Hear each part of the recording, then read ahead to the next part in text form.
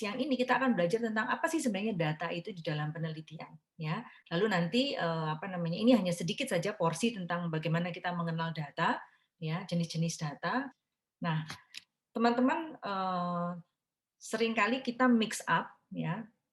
Kalau saya ngomong kita, itu berarti saya pun juga seringkali apa namanya, mix up ya, jadi nyampur-nyampur antara data dan informasi. Padahal sebenarnya dua hal ini adalah dua hal yang sedikit berbeda, ya. Tapi kita seringkali tadi bolak-balik apa kita anggap itu apa, ya itu sama gitu ya maknanya. Nah, tetapi sebenarnya dalam penelitian ya atau dalam istilahnya kalau kamu sudah di satu organisasi atau di pekerjaan ya, maka data dan informasi itu sesuatu yang kita harus harus harus tahu bedanya. Ya, di situ dibilang di slide data adalah informasi mentah ya yang belum diolah.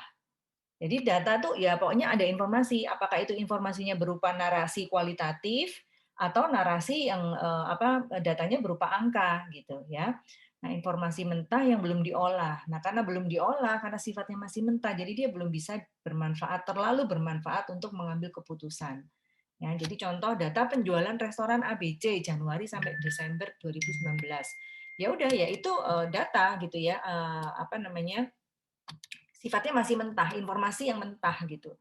Ya, jadi kita tahu oh ya ini Januari sekian, Februari sekian. Nah, ya kita dapat gambaran gitu. Ada sih sudah tahu, ada pasti itu memberikan memberikan satu informasi ke kita, tapi informasinya belum terlalu bermanfaat untuk kita ambil keputusan, ya. Nah, kalau kemudian data penjualan itu kita olah, kita lihat mana komponen biaya apa namanya yang paling besar ya. Lalu bagaimana pertumbuhan apa kenaikan ya apa tren penjualan kita dari selama 1 tahun gitu. Kemudian berapa profit margin yang apa namanya tiap bulannya gitu. Berapa average check-nya? Kalau average check itu kalau di restoran atau kafe itu berarti apa rata-rata setiap orang pelanggan itu dia spend berapa berapa banyak uang ya dalam satu kali kunjungannya dia ke restoran. Nah, itu namanya average check. Nah, itu kita nggak akan bisa tahu kalau kita cuma lihat data penjualan aja, ya itu kita perlu olah. Nah, kalau kemudian kita sudah olah, maka data yang tadi data penjualan yang hanya Januari, Februari yang hanya mungkin penjualannya berapa unit, berapa rupiah gitu ya. Nah, itu akan berubah menjadi informasi.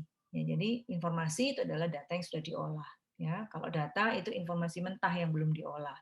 Ya, nah informasi tentu dibandingkan dengan data karena dia sudah diolah, maka dia lebih ada maknanya ya buat kita sebagai manajemen untuk mengambil keputusan ya. Jadi kalau kita lihat bahwa oh ternyata dari komponen biaya itu expenses ya toh untuk restoran kita ya paling besar itu ternyata bukan food cost gitu. Paling besar itu ternyata adalah labor cost gitu ya. Nah, terus kita melihat gitu loh. Bener nggak sih ini sebenarnya gitu loh. Ya, kenapa labor cost? Jangan-jangan kita nggak efisien ini di sisi labor, penggunaan apa namanya staff misalnya. Ya, nah itu ada evaluasi-evaluasi ya yang kita bisa tangkap ya, bisa cerna, bisa tarik dari data penjualan yang sudah kita olah menjadi informasi. Ya, jadi ini Anda supaya tahu bedanya ya. Nah, peran data dalam penelitian tentunya saya tadi sudah mengatakan bahwa dalam penelitian data itu dikumpulkan. Data dikumpulkan untuk apa? Untuk jawab masalah penelitian kita. Ya, jadi kalau masalah penelitian kita adalah kita ingin tahu ya toh apa namanya komponen biaya mana yang misalnya paling besar berkontribusi ke pengeluaran ke expenses kita, ya berarti kita kumpulkan data tentang yang terkait gitu ya. Semua biaya baik itu kalau ini konteksnya restoran berarti food cost, labor cost, overhead cost, ya marketing cost, ya macam-macam gitu ya. Jadi semua data kita kumpulkan. Itu data. Lalu data yang terkumpul kita olah jadi informasi. Nah, informasi membantu perusahaan untuk mengambil keputusan. Jadi kalau dibilang peran data apa dalam penelitian, peran data itu sebagai dasar untuk peneliti bisa mengolah jadi informasi yang nantinya diberikan kepada manajemen supaya mereka bisa mengambil keputusan, ya keputusan manajerial yang memang diperlukan. Ya, what are the necessary apa namanya management decisions yang perlu diambil terkait dengan data yang sudah diolah jadi informasi. Ya, jadi itu peran data dalam penelitian. Ya, jadi penelitian tanpa kita memperoleh data, ya apa yang mau dibahas, apa yang mau dilaporkan gitu, nggak ada. Jadi data itu demikian krusialnya, demikian pentingnya untuk kita bisa membantu manajemen mengambil keputusan, ya. Oke.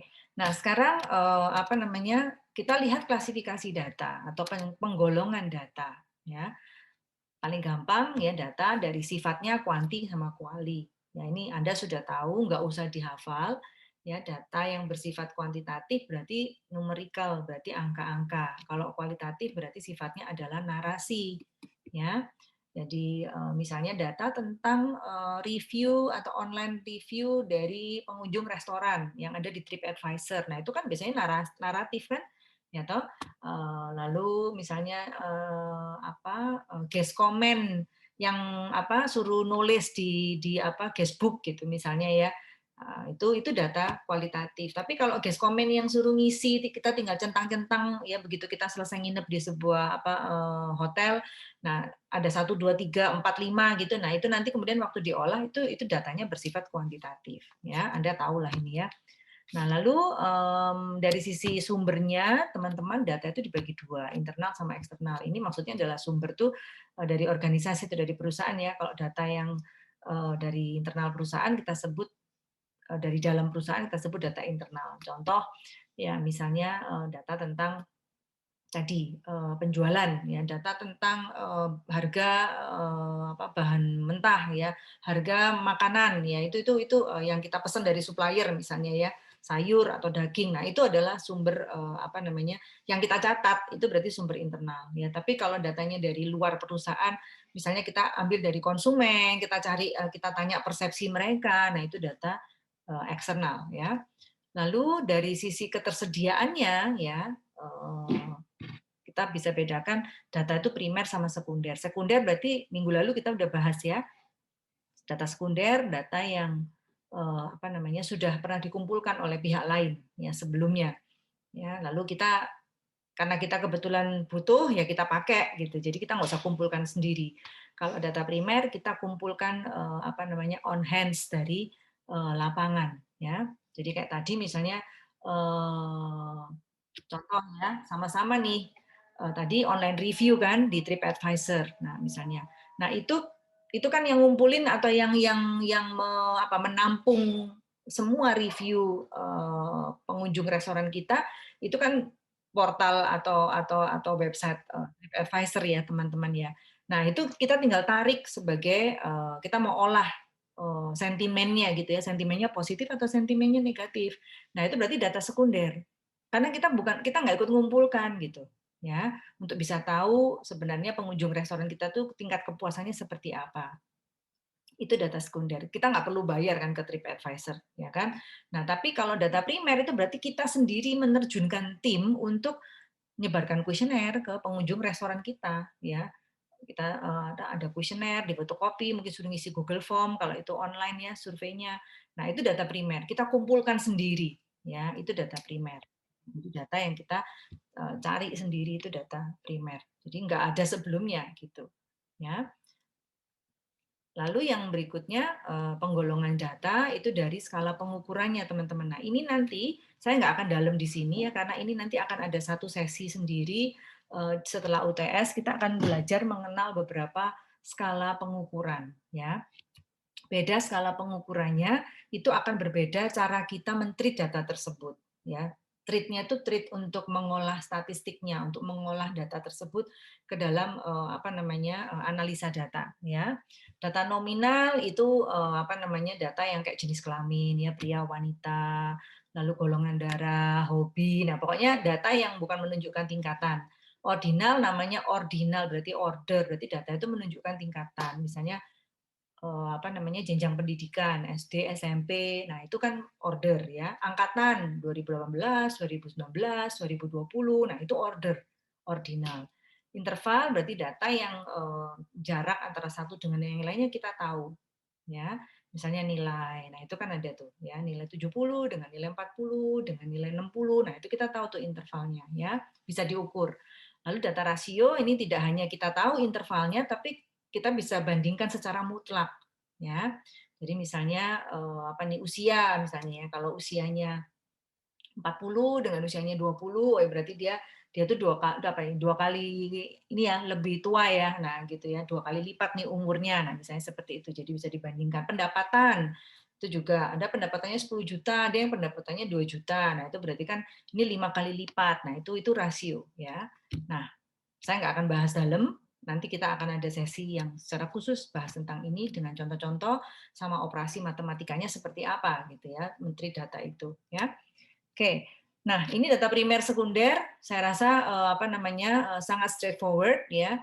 Ini bisa dibeda. Tadi saya udah jelasin secara cepat ya, bagaimana tujuannya untuk apa, proses pengumpulannya, biaya dan waktunya itu pasti yang lebih ribet pasti data primer gitu ya. Data sekunder mah gampang kan udah pernah dikumpulkan orang lain ya kita otomatis lebih cepat.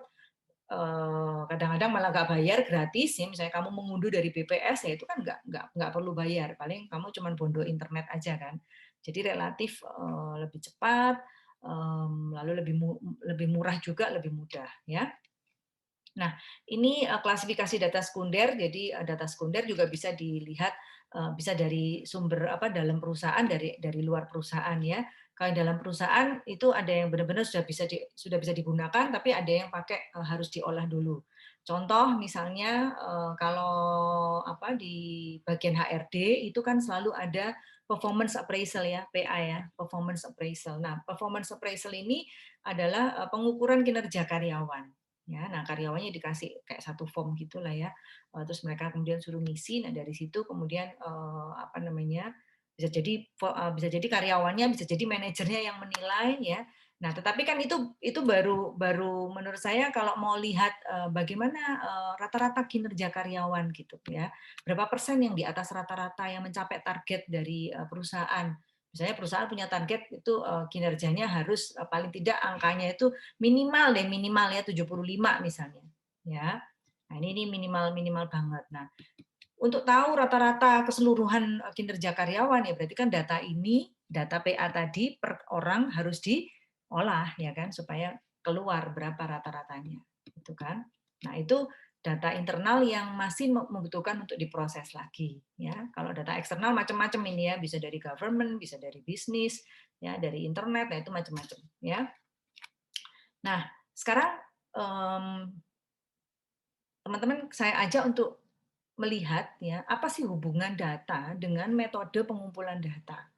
Ya, jadi data dalam penelitian ya kita tahu tadi dibedakan data sekunder sama data primer ya.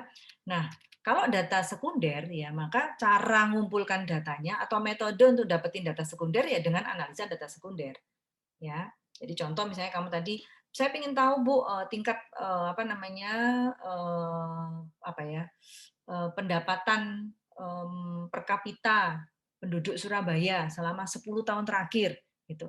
Nah itu berarti kan data sekunder. Kita nggak perlu mengumpulkan sendiri kan, itu pasti ada di BPS ya. That's data sekunder. Nah, metodenya bagaimana mengumpulkannya? Ya metodenya ya kita tahu sumbernya dari BPS ya kita tanya atau cari di website mereka. Lalu kalau sudah ketemu, ini kan data sekunder nih ya kita analisa gitu. Jadi metodenya adalah analisa data sekunder gitu. Kalau data sekunder metodenya analisa data sekunder. Ya. Apapun itu misalnya data dari misalnya dari bursa efek misalnya ya, data tentang kinerja keuangan perusahaan-perusahaan yang listed di bursa selama 20 tahun terakhir misalnya. Ya, itu kan sudah ada data sekunder. Kamu tinggal tarik datanya, tinggal download ya. Lalu kemudian metode pengumpulan gimana ya? Kamu analisa gitu. Ya. Nah, sekarang kita lebih fokus ke yang data primer, teman-teman. Ya. Nah, data primer karena tadi saya bilang data primer itu berarti penelitinya itu memang mengumpulkan sendiri gitu ya untuk kepentingan penelitian dia. Ya. Nah, ini kan dibedakan jadi dua kan, data kualitatif sama data kuantitatif ya. Kalau data kualitatif cara mengumpulkannya bagaimana? Metode itu kan teknik ya, cara ya untuk mengumpulkan data. Nah, cara mengumpulkan data kualitatif ya adalah dengan wawancara. Ya, nanti kita juga ada sesi sendiri, chapter sendiri untuk membahas ini gitu. Ya, cara apa namanya melakukan interview yang baik, jenis-jenis interview seperti apa namanya, lalu bagaimana mengolah data hasil interview itu seperti apa. Nah, itu nanti akan ada chapter tersendiri nanti agak akhir-akhir ya tentang penelitian kualitatif. Nah, Kalau datanya kuantitatif, nah di sini dibilang ada 3 metode pengumpulan data atau cara mengumpulkan data kuantitatif yang paling umum dilakukan oleh banyak peneliti. Yang pertama adalah melalui survei, yang kedua melalui observasi, yang ketiga melalui eksperimen. Ya. Nah, eksperimen saya udah sempat jelasin minggu lalu ya. Ada kalau dalam penelitian memang banyak sekali dilakukan di penelitian-penelitian yang natural science. Kalau penelitian yang social science seperti kita bisa, tapi apa namanya ya agak agak ribet juga ya. Karena memang ya eksperimen memang butuh butuh waktu dan biaya peralatan laboratorium yang memang tidak murah ya. Nah, yang paling umum adalah survei dan observasi. Mungkin paling banyak dipakai adalah survei, ya toh? Cara mengumpulkan data primer gimana ya dengan survei gitu. Gimana nyebar ininya datamu ya dengan survei gitu kan. Selalu kalau kakak kelas kamu tanya yang skripsi-skripsi gitu ya dengan survei lah gitu ya. Entah itu nanti survei itu online, offline. Nah, itu hanya jenis-jenisnya saja. Ya, teknik untuk melakukan survei. Ya, tapi metodenya dengan survei. Nah, yang kedua dengan observasi. Nah, observasi inilah teman-teman yang akan kita bahas siang hari ini gitu ya. Jadi yang paling umum ya, nanti kita akan belajar tuh observasi sama survei. Nah, observasi, nah yang survei dikatakan pendekatannya dengan komunikasi. Kalau observasi kita malah nggak komunikasi gitu ya. Jadi, nah observasi, pendekatan observasi itu kita pilih. Ya, kapan kita pilih observasi? Pada saat kita mau mengukur kondisi atau mau mengukur perilaku, mengukur kejadian, mengukur sebuah proses. Ya, jadi kalau mengukur apa namanya perilaku ya lebih tepat itu pakai observasi ya. Tapi kalau yang komunikasi, yang survei itu kita pakai pada saat kita mau mengukur sikap, motivasi atau persepsi atau minat ya. Nah, ini saya ambil contoh ya. Misalnya saya ingin tahu apakah mahasiswa UK Petra yang katanya adalah Universitas Kristen ya, itu mahasiswanya kalau sebelum makan itu berdoa atau enggak gitu ya. Saya pengen mengukur ini gitu. Nah, menurut Anda mana pendekatan yang lebih tepat? Pendekatan saya untuk bisa mengetahui mendapatkan jawaban apakah mahasiswa UK Petra itu cukup cukup religius ya. Sebelum makan dia berdoa. Nah, itu pakai pendekatan observasi atau komunikasi? Saya tanya, saya survei. Gimana?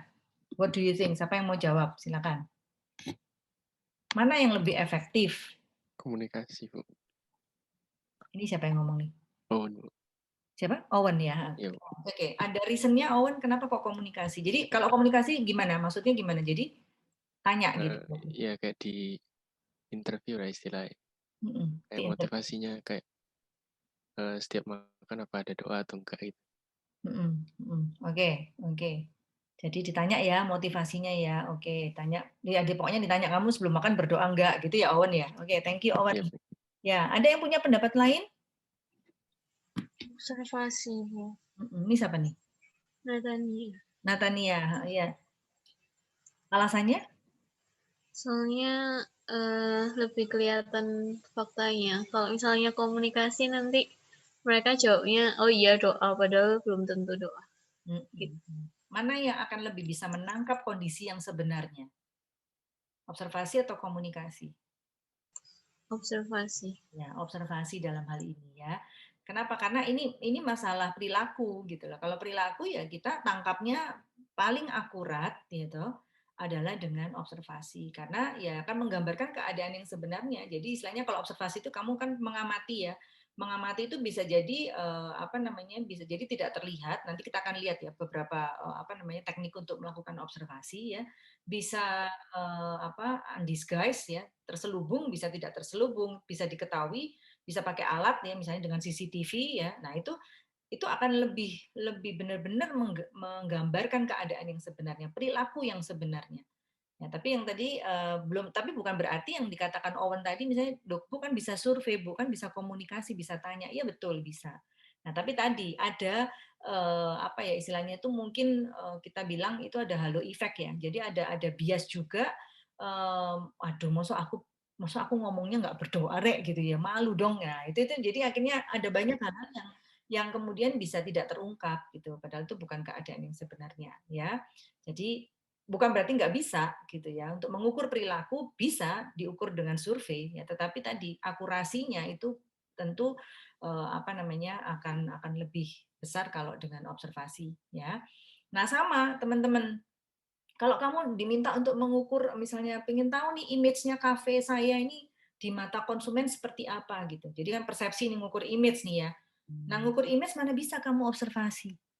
Ya toh? Ngukur image ya kamu harus tanya, harus harus ada misalnya kalau ini survei ya harus ada pertanyaan-pertanyaan yang memang kemudian dari pertanyaan-pertanyaan yang ada di kuesioner itu bisa kamu tarik bahwa oh ini kalau respondennya jawabnya kecenderungannya seperti ini berarti dia persepsinya negatif, berarti image-nya negatif. Nanti ada atribut-atribut untuk mengukur image kan.